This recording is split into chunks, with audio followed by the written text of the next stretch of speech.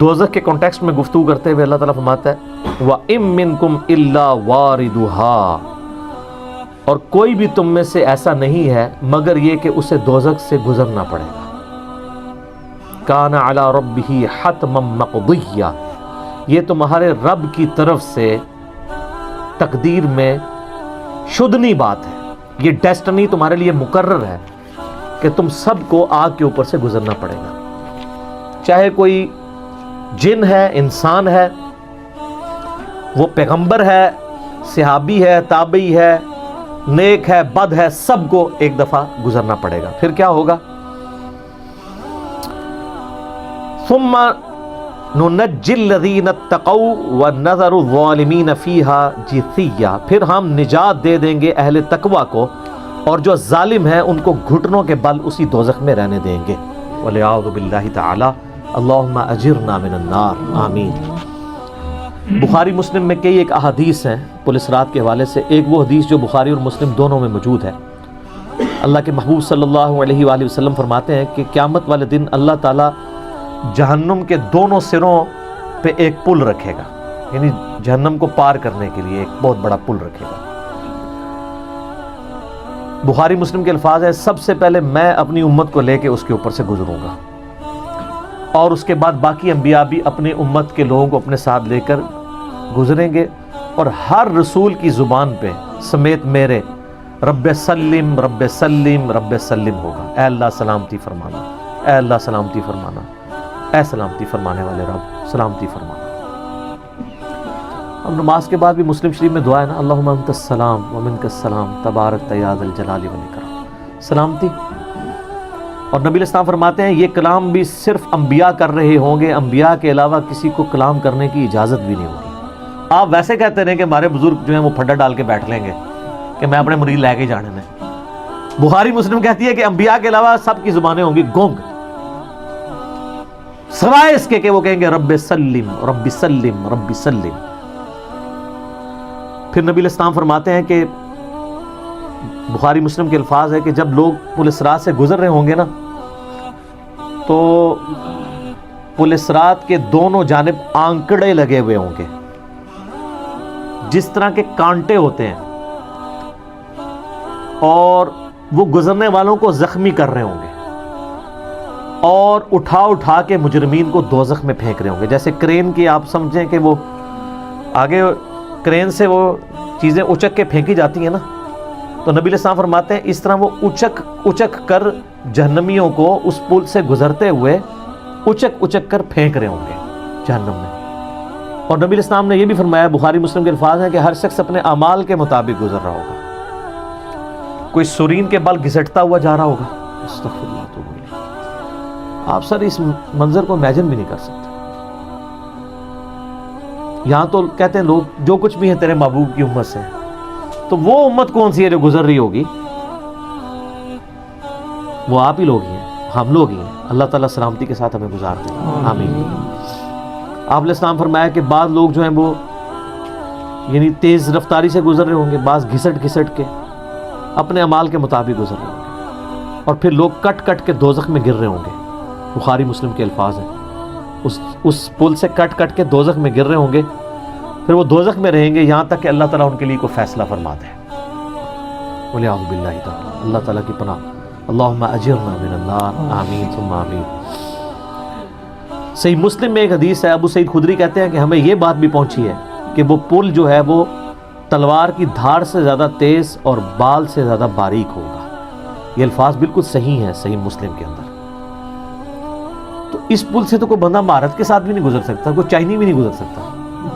وہ جو تو یہ اس کے اوپر سے گزرنا ایک معجزے والا معاملہ ہی ہوگا جس کو اللہ تعالیٰ نجات دے گا. اور یہ جو میں نے آیت پڑھی نا سورہ المریم کی آیت نمبر 71، اس کے کانٹیکسٹ میں کتاب التفسیر چیپٹر میں امام ترمذی اسی آیت کو ہیڈنگ بنا کے نا اس کے نیچے ایک حدیث لے کے آئے ہیں. یعنی یہ جو میں نے کہا نا قرآن میں پل صراط کا ذکر ہے، امام ترمذی کا بھی یہی فہم ہے. انہوں نے اس آیت کی ہیڈنگ بنا کے جامع ترمذی میں حدیث لی ہے بالکل صحیح سند کے ساتھ پل صراط کے حوالے سے، کہ نبی صلی اللہ علیہ وآلہ وسلم نے ارشاد فرمایا کہ یہ پل صراط جہنم پہ رکھا ہوا ایک پل ہے جس پر سے لوگوں کو گزرنا پڑے گا اور ہر شخص اپنے اعمال کے مطابق گزرے گا. بعض لوگ بجلی کسی تیزی سے گزر جائیں گے، جیسے آسمان سے ایسے بجلی کڑک کے نیچے پتہ ہی نہیں چلتا، ود ان سیکنڈز. بعض ہوا کی تیزی سے گزریں گے جو اس سے کم نیک ہوں گے. بعض گھوڑ سوار یا اونٹ سوار کسی تیزی سے گزریں گے، بعض بھاگتے ہوئے گزر جائیں گے، اور بعض جو ہیں وہ پیدل چلتے ہوئے، اور بعض سرین کے بل گھسٹتے ہوئے. سر اتنا لمبا پل، پتہ نہیں کتنی مسافت ہے. بلکہ بخاری مسلم میں الفاظ ہے، نبی علیہ السلام نے فرمایا کہ اس پل کی لمبائی اللہ ہی بہتر جانتا ہے، مجھے نہیں پتا کتنی ہے. ہائے ہائے ہائے. اور بعض ایسے ہوں گے جو کٹ کٹ کے پھر دوزخ میں گر رہے ہوں گے، اور ان کا معاملہ پھر بعد میں اللہ تعالیٰ طے کرے گا کہ ان کے ساتھ کیا کرنا ہے. استغفر اللہ.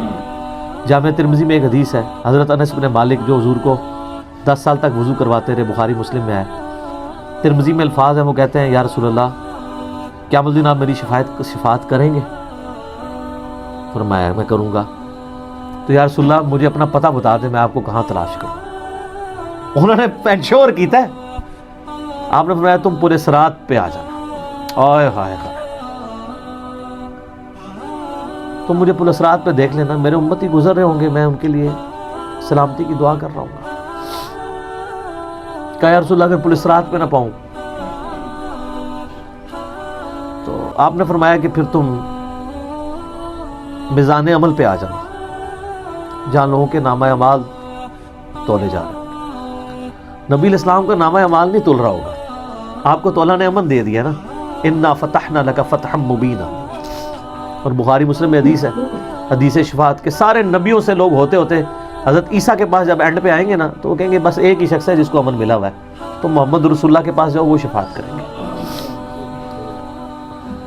تو آپ علیہ السلام اپنی امت کی خاطر ہی یعنی میزان عمل پہ تکلیف کاٹ رہے ہوں گے. کہا یا رسول اللہ میزان عمل پہ بھی نہ پاؤں تو کہاں جاؤں؟ فرمایا پھر تم حوض کوثر پہ آ جانا، میں وہاں پہ اپنے امتیوں کو مشروب پلا رہا ہوں. بخاری مسلم میں درجنوں احادیث ہیں، آسمان کے ستاروں کے برابر اس کے برتن ہیں، اور جو ایک بار پیے گا وہ کبھی پیاسا نہیں ہوگا. جنت میں لوگ مشروب لذت کے لیے پئیں گے، پیاس کی وجہ سے نہیں پئیں گے. ان کا یا رسول اللہ اگر آپ مجھے پل صراط پہ بھی نہ ملے، میزان عمل پہ بھی نہ ملے، اور آپ صلی اللہ علیہ وآلہ وسلم حوض کوثر پہ بھی مجھے نہ ملے، تو پھر میں آپ کو کہاں تلاش کروں؟ آپ فرمایا تم مجھے تلاش کرنا، میں ان 3 میں سے کسی ایک جگہ پہ ہوں گا. تو دیکھیے کہ اللہ تعالیٰ نے نا کس طریقے سے اس نور کو ایکسپلین کیا ہے. وہ نور آپ جس کو فزکس کی تھوڑی سی سینس آ جائے نا، سائنس کی تھوڑی سی سینس، وہ والی سائنس جو کہ ہمارے تک پہنچی. ابھی جو اللہ تعالیٰ نے امر کے اندر نظام بنائے ہوئے ہیں، جو سائنس فرشتوں نے اپلائی کرنی ہے، وہ کچھ اور ہے. روح جو ہے نا، روح کس طریقے سے نور کا کانسیپٹ ایبزارب کرتی ہے، اور نور کس طریقے سے روح کو ڈیفائن کرتا ہے، یہ سمجھنے کی کوشش کریں پہلے. اللہ تعالیٰ نے کہا ان کا نور ان کے سامنے اور ان کی دائیں طرف پھٹ کے نکل جائے گا، اور یہ اللہ سے فریادیں کر رہے ہوں گے یا اللہ میرا نور مکمل کر دے. یاد رکھیے گا ایسے پل کی جائے گی کہ جیسے کوئی بلیک ہول نیچے ہو اور آپ کے اندر سے لائٹ سک کر رہا ہو، front and right and left کیوں نہیں؟ اللہ نے بتایا سیدھا اور دائیں ہاتھ. اس کا مطلب ہے کوئی ادھر سے کچھ کھچ رہا ہے، کوئی ادھر سے کھچ رہا ہے، کوئی دس از اے سرٹن. اللہ تعالیٰ نے بتائی لٹل قرآن پاک کی آیت بتا رہا ہوں ریالٹی کیسے ہوگی، اور لوگ کہیں گے میرا نور مکمل کر. پل صراط کے اوپر ہر بندے کے پاس نور، کسی کے پاس چھوٹا چراغ جیسا، کسی کے پاس ایسا کہ روشن ہو گئی سارا، کسی کا پل صراط ہی اتنا چوڑا، کسی کا پل صراط بالکل بال کی طرح باریک. These are all based on the way you lived your life in this planet. کس نے کیا کیا قربان کیا، وہاں پہ پل بڑا ہونا شروع ہو گیا. کس نے کیا کیا جستجو کی، پل بڑا ہونا شروع ہو گیا. کس نے کیا کیا کنجوسی کی، پل چھوٹا ہونا شروع ہو گیا.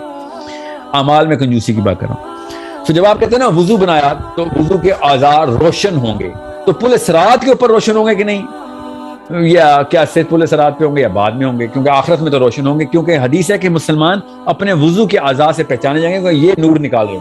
بازو، منہ، ماتھا، بال یا پیر، مسلمان پہچانے جائیں گے. کیسے؟ یہ روشن ان کے یہ وضو کے اعضاء سے پتہ چلے گا کہ یہ light, these things are glowing. سو کیا پل صراط پہ صرف وضو کے اعضاء کا نور ہوگا یا پھر پل صراط پہ نہیں ہوگا یا آخرت کے دن والا ہوگا؟ ابھی جانا ہے پل صراط پہ تو ہم نے، پل صراط تو بعد میں ہے، تو پل صراط کے اوپر ظاہر ہے پھر آخرت کے دن کا جو اعضاء چمک رہے ہیں تو پھر وہاں تک بھی تو چمکیں گے، یہ تو ٹیمپرری تھوڑی چمک رہے ہیں۔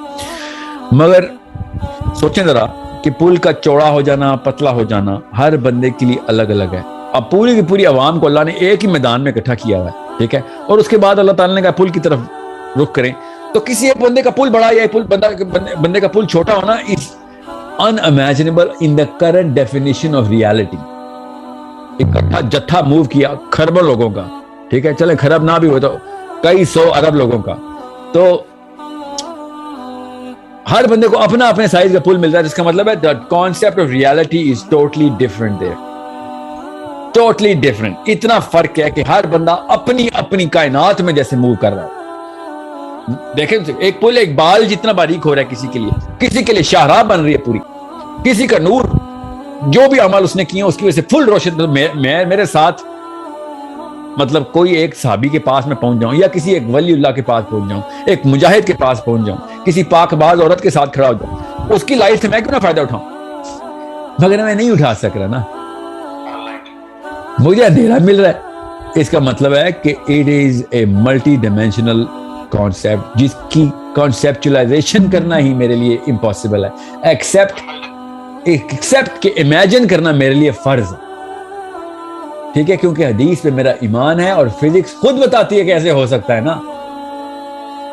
فزکس نہ بتاتی تو میری مائنڈ تو بتا چکی تھی، اور فزکس گئی باہر میں میری طرف، میں نے فزکس کا اچار ڈالنا ہے،